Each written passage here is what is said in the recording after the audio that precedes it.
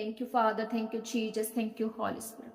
प्रभु यीशु मसीह के सामर्थ्य नाम में मैं आप सबको जय मसीह की कहती हूँ और आप सबका स्वागत है परमेश्वर की हजूरी में। आप सबका स्वागत है इस प्लेटफॉर्म पर, praise Jesus TV YouTube channel पर। और खुदावन के नाम को महिमा मिले, खुदावन के नाम को जलाल मिले, आज के वचन से परमेश्वर को ऑनर मिले और आज की प्रेयर से परमेश्वर को ऑनर मिलने पाए। हालेलुया। सो आज का वचन है कि हम वचन के भेद को अक्सर हम नहीं समझ पाते, वचन के सिद्धांत को, उस रूल को, उस बेसिक को, उसकी वैल्यू को हम नहीं समझ पाते हैं। परमेश्वर का वचन कहता है रोमियो 10:10 में कि अगर तू, क्योंकि धार्मिकता के लिए मन से विश्वास किया जाता है, उद्धार के लिए मुंह से अंगीकार किया जाता है। आप धार्मिकता आपके जीवन में आपको चाहिए तो आपको मन से विश्वास करना पड़ेगा कि प्रभु यीशु मसीह ही उद्धार करता है, प्रभु यीशु मसीह ही मेरा परमेश्वर, मेरा खुदा, मेरा सब कुछ है। आपको विश्वास करना पड़ेगा। और अगर आपको, आगे लिखा है कि अगर आपको उद्धार चाहिए, उद्धार, मुक्ति, साल्वेशन चाहिए, तो आपको अपने मुंह से अंगीकार करना है। साल्वेशन आपके किसी भी लाइफ के हिस्से में हो सकती है, आपकी बॉडी में हो सकती है, आपकी लाइफ का कोई संघर्ष, कोई स्ट्रगल चल रहा है, आपको कुछ चाहिए ऐसा जो आपको अभी तक मिल नहीं रहा है, तो आपको अपनी लाइफ के उस हिस्से के ऊपर जो है आपको मुंह से अंगीकार करना है। मुंह से आपको अंगीकार करना है ताकि आप जो है उस उद्धार को अपने जीवन में देख सके। और परमेश्वर जो है वो हमारा छुटकारा देने वाला परमेश्वर है, हमें चंगा करने वाला परमेश्वर है, वो अद्भुत परमेश्वर, हमारी तमाम जरूरतों को वो जानता है, हमारी तमाम तमाम उस चीजों को वो जानता है, हमारे दिलों, हमारे गुदो गुर्दों को वो जानता है कि हम अंदर से क्या चाहते हैं। पर परमेश्वर कहता है कि इसके लिए तुझे तैयारी करनी है, तुझे वचन के भेद को समझना है। मैं जो तुझसे बात करता हूँ अपने वचन के जरिए, तुझे उसको पकड़ लेना है और उसको जब डिक्लेयर करना है, प्रार्थना में बैठना है। तो आपको जब डिक्लेयर आप करेंगे अपनी परिस्थिति के ऊपर, अपने संघर्ष के ऊपर, अपनी बीमारी के ऊपर, अपने हालातों के ऊपर, हर किसी की लाइफ में कोई ना कोई प्रॉब्लम चल रही है और ये प्रॉब्लम तब तक चलती है जब तक कि एंड नहीं हो जाता हमारी लाइफ का।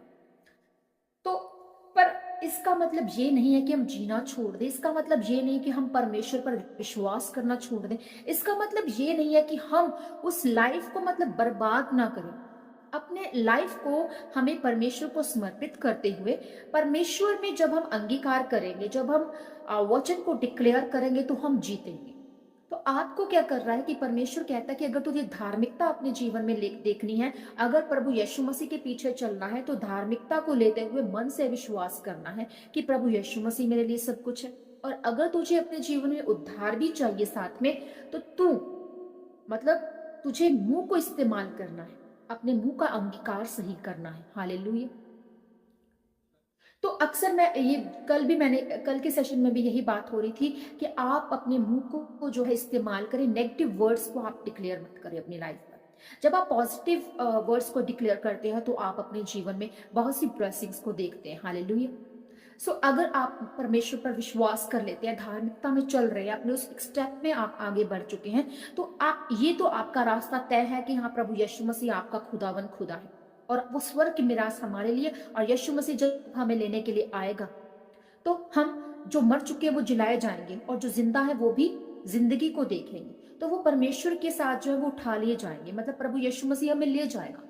और ये ट्रू है। आमीन। तो पर अगर आप चाहते हैं कि आपकी जिंदगी वैसी ना हो, जो एक और लाजर का जिक्र था, एक दो लाजर का जिक्र है बाइबल में, एक तो जो मरकर जी उठा वो नहीं, दूसरा एक और लाजर था जो कि एक सेठ के पास जो है वो रहता था, और वो उसकी जो जिंदगी थी, मतलब उसका ईमान जो था वो परमेश्वर पर था, पर जो उसकी जो जिंदगी थी वो इस तरह से लाचारी से भरी थी, क्योंकि उसने अभी तक इस पृथ्वी पर, इस धरती पर रहते हुए जो है उस वो संघर्ष को देख रहा था। मतलब उसने उद्धार तो पाना ही पाना था, ये तय था। उसने स्वर्ग तो जाना ही जाना था, ये तय था। वो स्वर्ग की मिरास उसको मिली ही मिली, ये तय था। पर जो उसका संघर्ष चल रहा था उसके खिलाफ वो नहीं लड़ा, उसके खिलाफ वो खड़ा नहीं हुआ, और वो मर जाता है उसी संघर्ष में। आज हम लोग भी उसी बीमारी में, उसी संघर्ष में, उसी उसी डिफिकल्टीज में, उसी प्रॉब्लम्स में हम जो है वो मर जाते हैं। पर आपको, अगर आपको उद्धार चाहिए, अगर आपको छुटकारा चाहिए, अगर आपको चंगाई चाहिए, तो आपको क्या करना है कि अपने मुंह का इस्तेमाल करना है। हालेलुया। अय्यूब को पता था कि मेरी जिंदगी में जो है एक परीक्षा आएगी, उसको एक डर था। वो डर था और उसकी जिंदगी में परीक्षा आई। उसको डर था कि मेरी लाइफ में परीक्षा आएगी और वो परीक्षा उसके जीवन में आई। आज हम जब बाइबल में देखते हैं तो 365 बार बाइबल में लिखा गया है कि मत डर मत घबरा, मैं तेरे संग हूं, मैं तुझे कभी ना छोड़ूंगा कभी ना त्यागूंगा। इतना बड़ा परमेश्वर का ये वचन, इतना महान और बहुत कुछ ये बयान करने वाला खुदा का वचन हमें ये सिखाता है कि परमेश्वर हमारे संग है, वो हमें कभी छोड़ेगा नहीं। वो कहता कि मत डर मत डर मत डर। 365 बार, मतलब हर दिन के लिए परमेश्वर ने हमें ये एक वर्ड दे दिया कि मत डर। और अक्सर हम डरते हैं, हमें डर लगता है कि हम इस बीमारी में ना मर जाएं, हमें डर लगता है कि हमें कोई कैंसर ना हो जाए, हमें डर लगता है कि हाय हमारी जिंदगी में ये काम जो है वो ना हो जाए। बट आपको डरना नहीं है। शैतान इसी चीज को सूंघता है, सूंघ लेता है, एस्टिमेट उसकी लाइफ में आ जाता है। शैतान को पता लग जाता है कि इसकी लाइफ में ये एक डर है और वही डर जो है वो आपकी जिंदगी में एक बड़ा पहाड़ बनाकर वो आपकी लाइफ में खड़ा कर देता है। बट आपको डरना नहीं है, आपको घबराना नहीं है। एक विश्वासी था, उसको ये डर था कि कहीं उसकी किडनी फेल ना हो जाए। वो तगड़ा विश्वासी, खुदावन में चलने वाला, पर उसको ये हमेशा डर रहता था कि मेरी किडनी कहीं फेल ना हो जाए। और वही शैतान ने उसकी लाइफ में काम किया जब तक उसकी किडनी फेल हो गई। उसकी उसको किडनी जो है वो निकलवानी पड़ी, ठीक है, बदलवानी पड़ी। और इस तरह से जो है उसकी लाइफ में वो जो है वो संघर्ष आया, वो दुख आया, वो तकलीफ आई। जो डर था वो डर उसका जो है वो हवा बन गया, उसके लिए प्रॉब्लम बन गया। तो परमेश्वर यही कहता है कि तुझे डरना नहीं है, तुझे घबराना नहीं है, मत डर मत डर मत घबरा, मैं तेरे संग हूं। तो हम जब देखते हैं दाऊद भी जो है वो डर गया था एक समय, और पर परमेश्वर में उसने जो है अंगीकार अपना सही रखा। अंदर तो डर था, आपके अंदर के डर को शैतान नहीं भांपने पाता। पर जब आप मुंह से कह देते हैं कि अब मुझे डर लग रहा है, मुझे ये डर है कि ये ना मेरी लाइफ में हो जाए, तो वैसा ही हो जाता है। पर दाऊद घबराया नहीं, दाऊद डरा नहीं, उसने अंगीकार अपना सही रखा। उसने कहा कि मैं ना घबराऊंगा, परमेश्वर कहता है कि मत डर, परमेश्वर मेरे संग है और मैं जीतूंगा, मैं इस प्रॉब्लम में नहीं फंसूंगा। तो जब आपका अंगीकार सही होता है, अगर आप अपनी लाइफ में ब्लेसिंग्स को देखना चाहते हैं, अपनी लाइफ में उद्धार को देखना चाहते हैं, तो आपको अपने मुंह का अंगीकार सही रखना होगा। और आप देखेंगे कि मेरे जीवन में बहुत सी ऐसी बरकतें, बहुत सी आशीषें जो हैं वो आ रही है। किस वजह से? क्योंकि मैं अपने मुंह से अंगीकार कर रहा हूं कि यस, मेरा परमेश्वर मेरे साथ है, मैं इस बीमारी में ना मरूंगा, मैं लड़ूंगा, मैं जीतूंगा, मैं विन करूंगा। हालेलुया। जब अक्सर हम अपने जीवन में इस तरह से संघर्ष को देखें, बीमारी को देखें, तकलीफ को देखें, तो हमें क्या काम करना है कि हमें अपने मुंह का अंगीकार सही रखना है।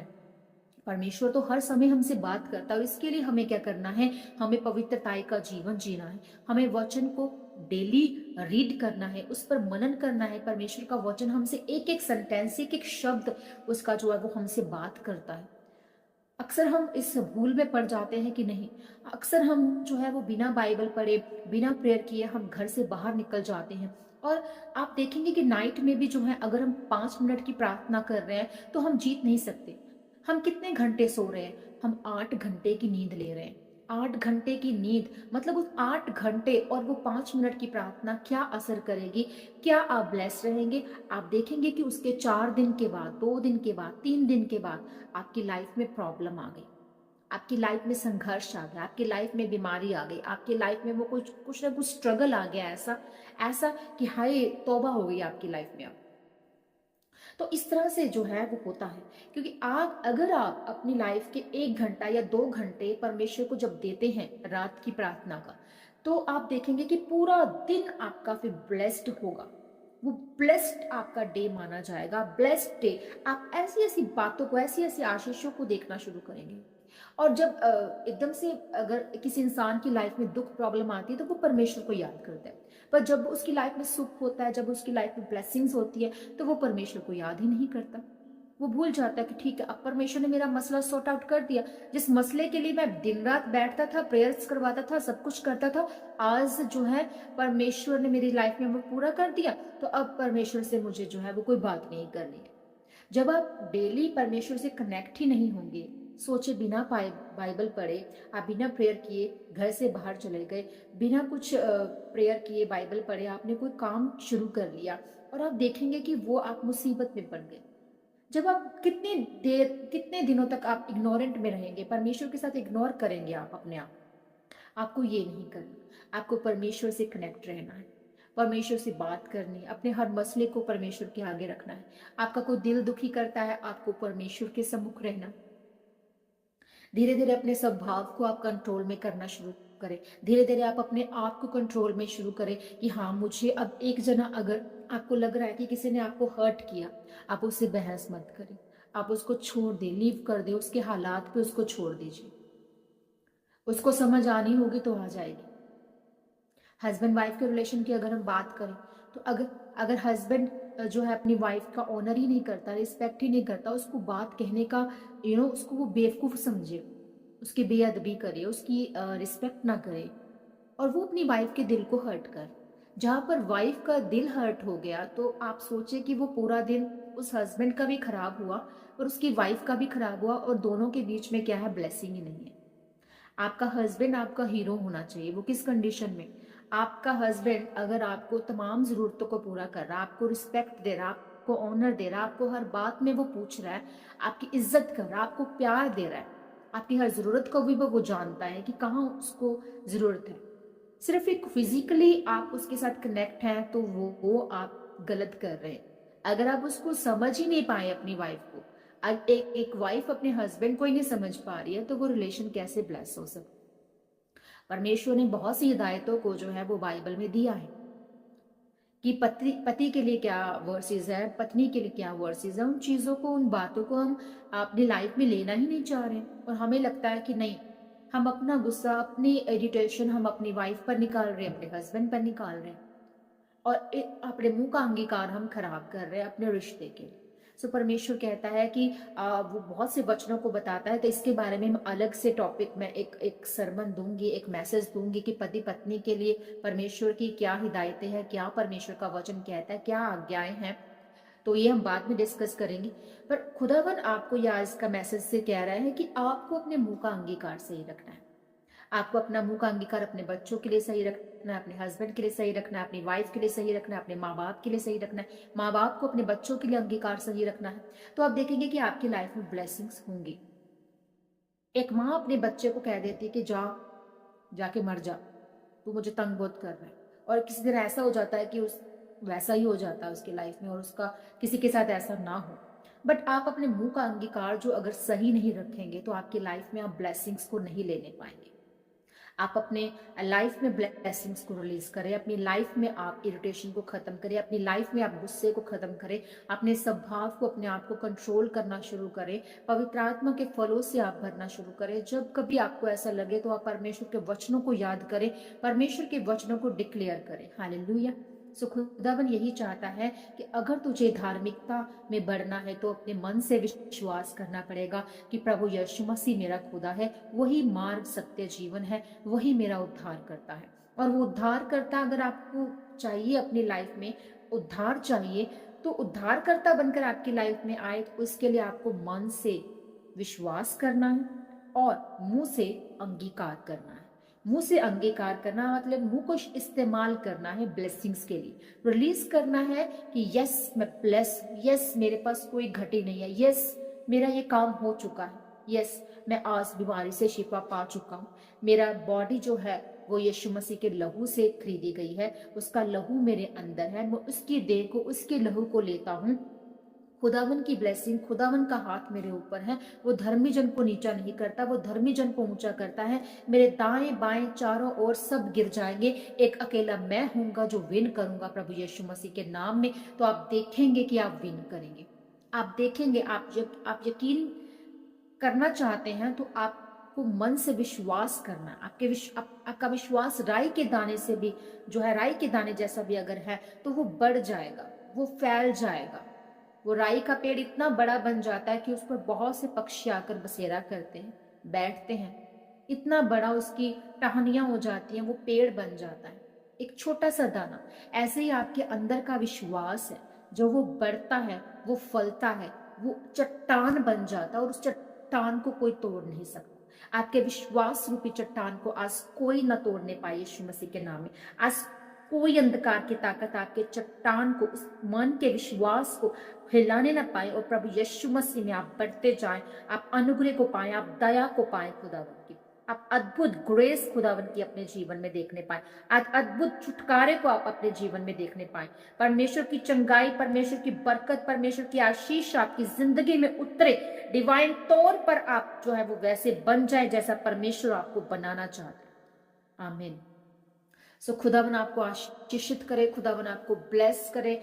आप देखेंगे कि जब आप उस परम प्रधान परमेश्वर की छाया में बैठते हैं तो आप अद्भुत ग्रेस को, अद्भुत ब्लेसिंग्स को आप अपनी लाइफ में देखते हैं। हालेलुया। सो इस वचन के जरिए परमेश्वर आपको आशीषित करे, आपको ब्लेस करे।